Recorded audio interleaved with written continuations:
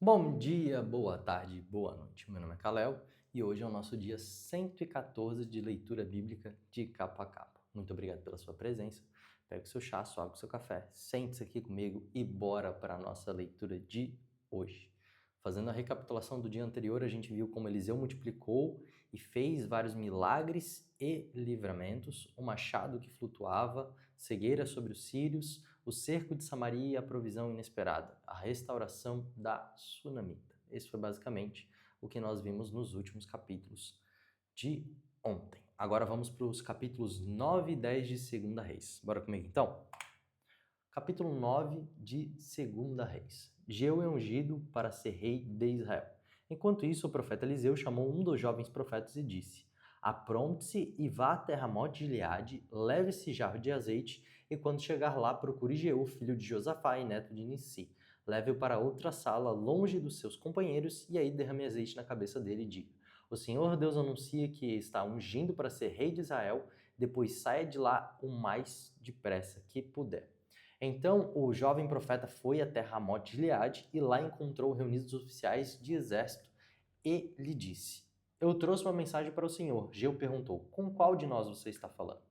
Com o senhor mesmo, respondeu ele. Então os dois foram para uma sala e o jovem profeta derramou azeite na cabeça de Geu e disse: O Senhor, o Deus de Israel, anuncia isto. Eu estou ungindo você para ser o rei do meu povo de Israel. Você deve matar o seu chefe, o rei Jorão, filho de Acabe, para que assim eu castigue Jezabel por haver assassinado os meus profetas e os meus outros servos. Toda a família e todos os descendentes de Acabe devem morrer. Eu vou acabar com todos os homens da família dele, tanto os jovens como os velhos. Vou tratar a família dele como tratei as famílias do rei Jeroboão, filho de Nebate, e do rei Baza, filho de Aías. Jezabel não será sepultado, seu corpo será comido pelos cachorros perto da cidade de Jezreel. Depois de dizer isso, o jovem profeta saiu da sala e fugiu.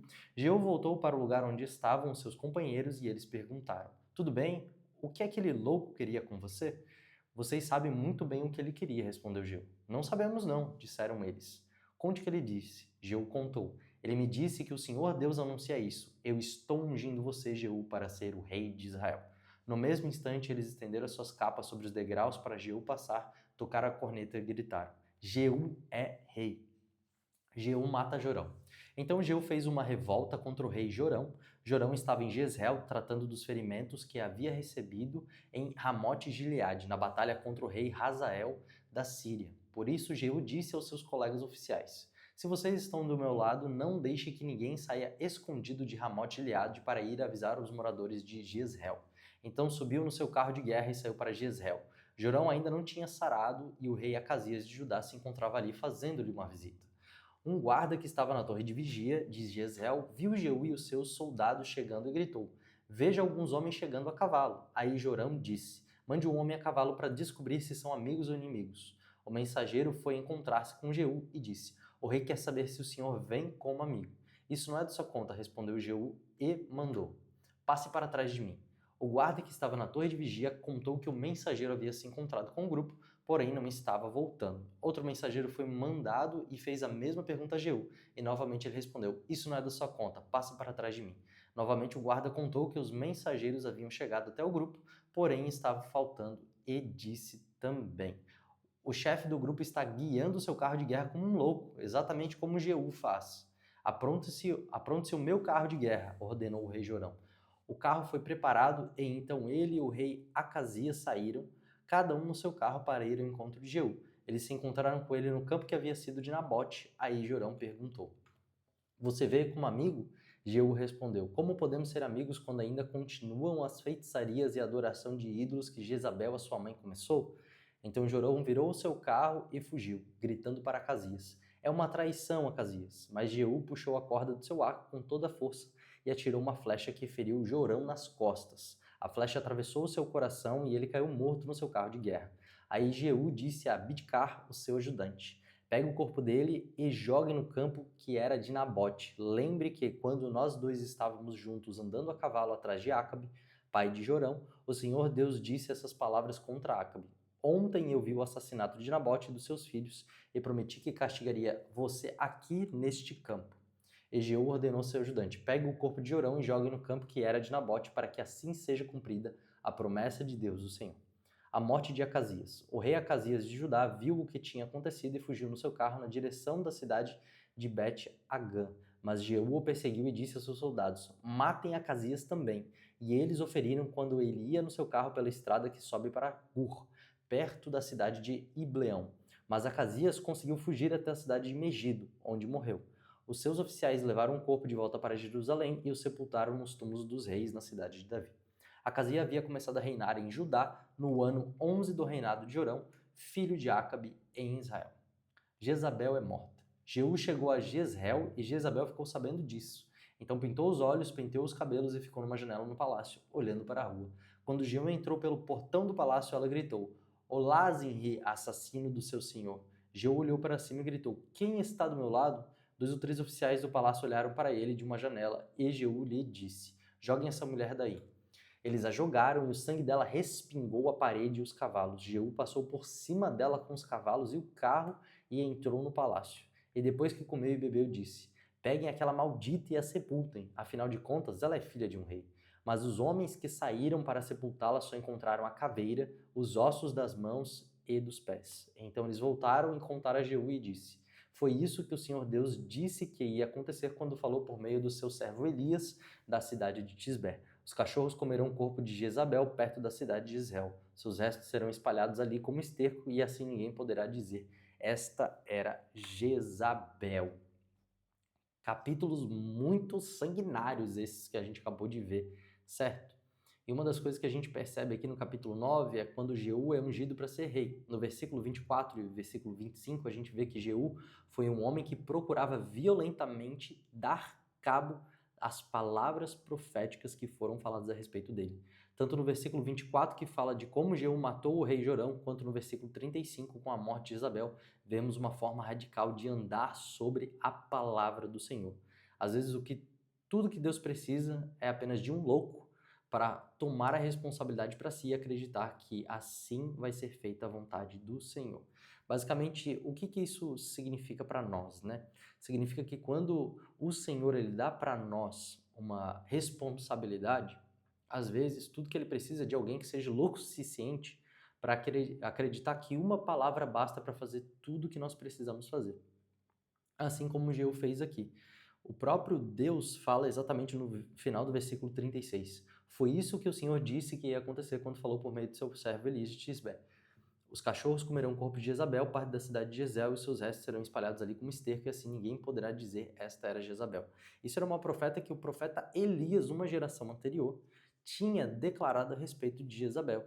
E quando Jeú foi ungido, a palavra sobre ele era de dar cabo a essas profecias. O que eu quero dizer com tudo isso? Que às vezes nós precisamos ativamente buscar o cumprimento das promessas da nossa vida. Nós devemos ver isso não simplesmente como algo que Deus vai fazer, mas também como uma responsabilidade nossa. Não para que a gente tente cumprir à força aquilo que Deus decretou a respeito de nós, mas para a gente se posicionar em meio àquilo que Deus quer fazer. A gente pôde ver aqui que Jeú, ele matou 2 reis. E isso por si só já é um feito incrível. Então Deus estava ajudando ele de uma forma extraordinária a fazer o que ele estava fazendo. Ele recebeu apoio tanto político quanto militar também, porque a gente vai ver na questão de Jezabel que ela é morta justamente pelas pessoas de dentro do próprio palácio, que se juntaram a ele, e também a gente vai ver em relação ao apoio militar que ele foi tendo à medida que ia matando os outros 2 reis. Vamos continuar agora no capítulo 10. Os filhos de Acabe são mortos. Na cidade de Samaria morava 70 filhos do rei Acabe, e Jeú escreveu cartas e as mandou às autoridades da cidade. Aos líderes e às pessoas que tomavam conta dos filhos de Acabe, a carta dizia assim: Vocês estão encarregados de tomar conta dos filhos do rei e têm carros de guerra, cavalos, armas e cidades cercadas de muralhas. Portanto, assim que receberem essa carta, escolham o melhor e o mais capaz dos filhos do rei, ponham no trono do pai e lutem para defendê-lo. As autoridades de Samaria ficaram apavoradas e disseram: Como poderemos ir contra Jeú, se nem o rei Jorão nem o rei Acasias conseguiram fazer isso? Aí o oficial encarregado do palácio e o oficial encarregado da cidade, junto com os líderes e as pessoas que tomavam conta dos filhos de Acabe, mandaram a Jeú esta mensagem: Nós somos seus criados e estamos prontos para fazer tudo o que o Senhor disser. Porém, não vamos colocar ninguém como rei. Faça o que o Senhor achar melhor. Então Jeú escreveu outra carta em que dizia o seguinte: se vocês estão do meu lado e estão prontos para seguir as minhas ordens, tragam as cabeças dos filhos do rei Acabe para mim, aqui em Jezreel, amanhã a esta hora. Os 70 filhos de Acabe moravam com os principais cidadãos de Samaria, que os estavam criando. Quando receberam a carta de Jeú, os líderes de Samaria mataram todos os 70 príncipes, depois puseram as cabeças deles em cestos e as mandaram para Jeú em Jezreel. Foram contar a Jeú que as cabeças dos filhos de Acabe haviam sido trazidas, então Jeú ordenou: façam com elas 2 montões no portão da cidade, desde que fique lá até amanhã cedo. Ele saiu de manhã, foi até o portão e disse ao povo que estava ali: fui eu que fiz uma revolta contra o rei Jorão e o matei, vocês não são culpados disso. Mas quem foi que matou todos esses? Isso prova que vai acontecer tudo aquilo o que o Senhor Deus disse a respeito dos descendentes de Acabe. O Senhor fez aquilo que prometeu por meio do seu servo Elias. Então Jeú mandou matar todos os outros parentes de Acabe que moravam em Jezreel e também todas as autoridades do seu governo, amigos íntimos e sacerdotes, não escapou nenhum deles. Os parentes do rei Acasias são mortos. Jeú saiu de Jezreel para ir até Samaria, e no caminho, num lugar chamado Campo dos Pastores, ele encontrou alguns parentes do falecido rei Acasias de Judá e lhes perguntou: quem são vocês? Eles responderam: somos parentes de Acasias. Estamos indo para Jezreel a fim de cumprimentar os filhos da rainha Jezabel e o restante da família real. Então Jeú ordenou aos seus homens: peguem essa gente, quero todos vivos. Eles os prenderam e os mataram perto de um poço que havia ali. Eram 42 ao todo e nenhum deles foi deixado vivo. Os outros parentes de Acabe são mortos. Jeú saiu dali e no caminho encontrou-se com Jonadab, filho de Recabe, que havia ido falar com ele. Jeú o cumprimentou e disse: será que nós dois estamos pensando do mesmo jeito? Sim, respondeu Jonadab. Então me dê a sua mão, disse Jeú. Eles apertaram as mãos e Jeú ajudou Jonadab a subir no seu carro de guerra. E Jeú disse: venha comigo e veja você mesmo como sou dedicado a Deus o Senhor. E Jeú o levou no seu carro para Samaria. Quando chegaram lá, Jeú matou todos os parentes de Acabe, não deixou nenhum vivo, conforme o Senhor tinha dito a Elias que ia acontecer. Os adoradores de Baal são mortos. Jeú reuniu o povo de Samaria e disse: o rei Acabe serviu pouco a Deus Baal, mas eu o servirei muito.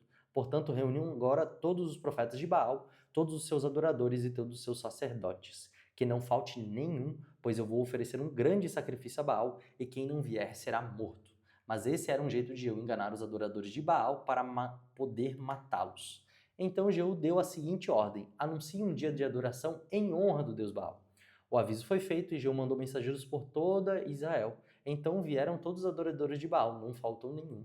Eles entraram no templo de Baal, que ficou completamente cheio. Então Jeú mandou que o sacerdote encarregado dos mantos sagrados trouxesse os mantos e os entregasse aos adoradores. Depois disso, Jeú entrou no templo com Jonadab, filho de Recabe, e disse às pessoas que estavam ali: vejam bem que somente adoradores de Baal estejam aqui e que nenhum adorador de Deus, o Senhor, esteja entrado. Aí ele e Jonadab entraram para oferecer sacrifícios e queimar ofertas a Baal. Jeú havia mandado que 80 homens ficassem do lado de fora, dando-lhes a seguinte ordem: matem todas as pessoas que eu vou entregar a vocês. Quem deixar uma delas escapar, pagará com a vida por isso. Assim Jeú apresentou as ofertas, disse aos guardas e aos oficiais: entrem e matem todos, não deixe que nenhum escape. Eles entraram com a espada na mão, mataram todos e jogaram os corpos para fora. Então entraram no santuário interior do templo, levaram para fora a coluna que estava no templo de Baal e a queimaram. Também destruíram a coluna de Baal e o seu templo e fizeram esse templo virar uma privada que existe até hoje. Foi assim que Jeú acabou com a adoração de Baal em Israel. Mas ele não abandonou o pecado do rei Jeroboão, filho de Nebate, que levou o povo de Israel a cometer o pecado de adorar os touros de ouro que ele havia colocado em Betel, em Dan. O Senhor Deus disse a Jeú: você fez com os descendentes de Acabe tudo aquilo que eu queria que fizesse. Por isso prometo que até a 4ª geração os seus descendentes serão reis de Israel. Mas Jeú não obedeceu de todo o seu coração à lei do Senhor, o Deus de Israel, nem abandonou aqueles mesmos pecados que Jeroboão havia feito o povo de Israel cometer no passado. A morte de Jeú. Nesse tempo o Senhor Deus começou a diminuir o território de Israel. O rei Hazael da Síria conquistou todas as cidades israelitas que ficam a leste do rio Jordão, até a cidade de Aroer, no rio Arnon, no sul. Isso incluía as regiões de Gileade e Bazã, onde moravam as tribos de Gad, Ruben e Manassés do leste. Todas as outras coisas que Jeú fez e também os seus atos de coragem estão escritos nas histórias dos reis de Israel. Ele morreu e foi sepultado em Samaria, e o seu filho Jeoacás ficou no lugar dele como rei. Jeú governou 28 anos em Samaria como rei de Israel. E essa foi a nossa leitura de hoje. No capítulo 10, a gente vai ver que o William MacDonald, no seu comentário bíblico popular do Antigo Testamento, ele vai falar o seguinte: Jeú era filho de Josafá, filho de Nisi, e não filho de Josafá. Ele era capitão do exército de Jorão e estava posicionado em Ramote Gileade com seus homens para conter os sírios. Ao ungí-lo, o profeta comissionou a destruir a casa de Acabe, segundo profecia de Elias. O Senhor havia instruído Elias a ungir Jeú, mas o que apareceu foi o profeta que transmitiu a responsabilidade a um sucessor. Eliseu, por sua vez, enviou um profeta anônimo a Ramote Gileade para que a unção pudesse correr em segredo. O sigilo conferiu a Jeú a vantagem de surpresa, a qual ele usou com habilidade para tomar o trono. Podemos ver que aqui toda essa unção tem carregado um propósito. Entender o propósito da unção que ganhamos nos dá também, como Jeú, coragem e radicalidade para executar toda a vontade de Deus. A gente também vai ver nos versículos 11 a 17 que Jeú não deixou ninguém ligado a Acabe viver, seja amigos, filhos, políticos e sacerdotes. Aparentemente, isso parece uma chacina, mas de todas essas pessoas, elas também eram culpadas por conta de como o governo tinha ficado corrupto, o povo tinha virado idólatra e também como o povo de Israel quase pereceu de fome por conta de todas essas coisas. Nós não podemos culpar Deus por tomar medidas radicais para estancar o prejuízo que os líderes da linhagem, da família e de relacionamento de Acabe fizeram com o povo de Israel. Inclusive, vemos no versículo 30 a aprovação de Deus a esses atos radicais de Jeú.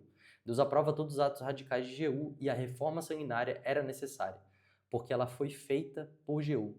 Mas ele não foi completamente dedicado a Deus. Isso mostra que, além de pessoas radicais, Deus também quer que nós sejamos fiéis. Essas são as nossas ponderações a respeito desse capítulo e quais são as nossas lições e reflexões a respeito da nossa leitura de hoje. Unção sem propósito é a mesma coisa que levar um guarda-chuva no dia de sol. Não serve para nada. Precisamos usar o exemplo de Jeú para que tudo o que precisarmos fazer para Deus, nós tenhamos coragem de ter um posicionamento radical como o dele. E apenas um dos mandamentos e palavras do Senhor que sejam proferidas a nós devem ser o suficiente para que a gente possa ir até o fim sem dó e nem piedade. Unção não é sinônimo de caráter, mesmo que nós tenhamos poder de Deus, sempre precisaremos também ser humildes para construir um caráter fiel ao Senhor. Nem só de unção vive o homem, mas de toda a fidelidade que provém de Deus, fazendo um paralelo com a passagem que Jesus falou no deserto. É melhor ser fiel que ser ungido, mas é melhor ainda ser uma pessoa fiel que tem uma grande unção. Essas são as nossas conclusões a respeito do capítulo de hoje e amanhã nós veremos que, depois de todo o juízo sobre a casa de Acabe, Deus preserva silenciosamente a linhagem messiânica em meio a uma tentativa de quase total destruição da casa de Judá. Em contraste, entra a decadência e restauração.